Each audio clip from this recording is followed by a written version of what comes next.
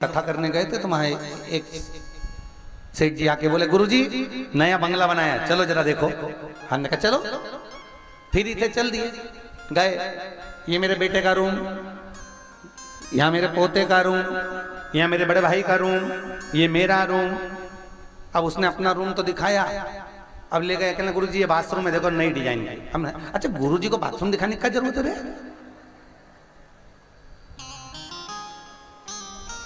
गुरुजी नई डिजाइन। हमने कहा बहुत बढ़िया। अब उसी बाथरूम में गीजर के पास में छिपकली चिपकी थी, वो छिपकली हमने देख ली और छिपकली को देख के हम मुस्कुराए। तो सेठ जी ने पूछा, गुरुजी तुम छिपकली क्यों देख रहे? हमने कहा ऐसे।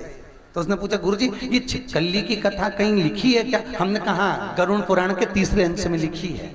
गुरुजी क्या लिखा है? हमने कहा ये लिखा है कि जो व्यक्ति अपना घर छोड़कर कभी जिंदगी में कथा सुनने नहीं पहुंचता है, वो उसी घर में छिपकली बन के चिपक जाता है, उसी घर के अंदर। अब तुम्हें सबसे ज्यादा खुश होना चाहिए क्योंकि तुम्हारी छिपकली की योनि छूट गई। दिक्कत तो उसकी है, क्या होगा तेरा कालिया जो नहीं आया।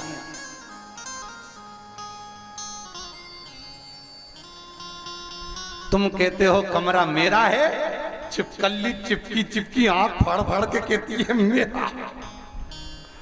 घर नहीं छूटा,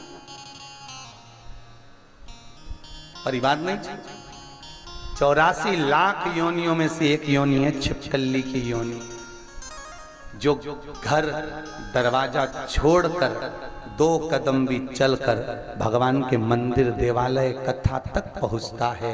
84 लाख योनि में से छिपकली की योनि उसकी छूट जाती है, छूट गई। और जो पहुंचा ही नहीं है तो फिर वो तुम्हारे घर में भी कहीं की छिपकली चिपकी हो तो पहचान जाना तुम्हारी रिश्तेदार है।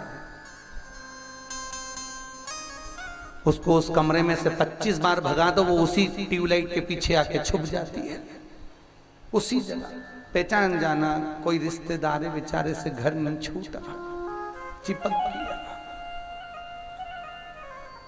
पहचान।